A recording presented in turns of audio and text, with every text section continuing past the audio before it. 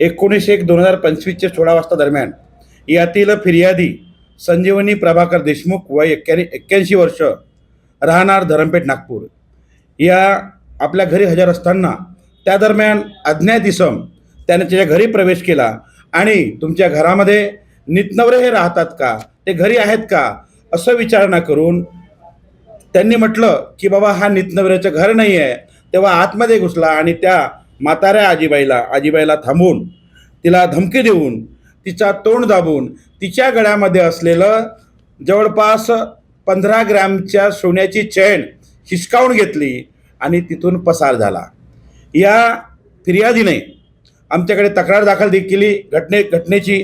त्या संबंधाने police station Sitabardi या ठिकाणी अपराध नंबर 61/25 कलम 309(6), 333, 351 भारतीय न्यायसंहिता या कलमानुसार गुन्हा दाखल करण्यात आलेला आहे. आरोपीचा शोध हा अज्ञात आरोपी असल्याने आमच्या DB पथकाला अत्यंत कष्ट करावं लागलं.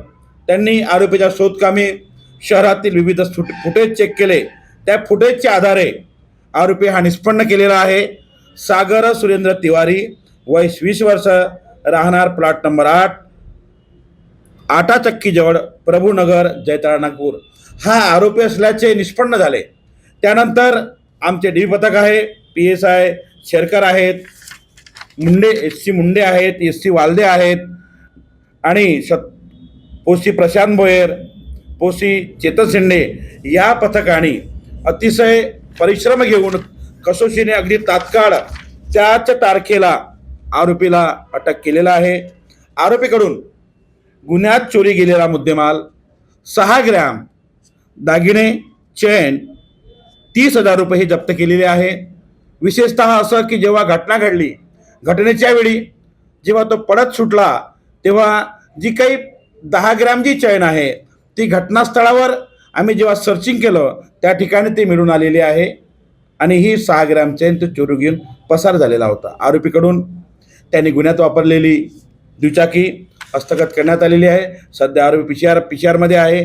येथील DB पथकाने अत्यंत खूप चांगली एक माहिती काढून, गुप्त माहिती काढून त्या माहितीच्या आधारे आरोपींना अटक करण्यात आलेली आहे.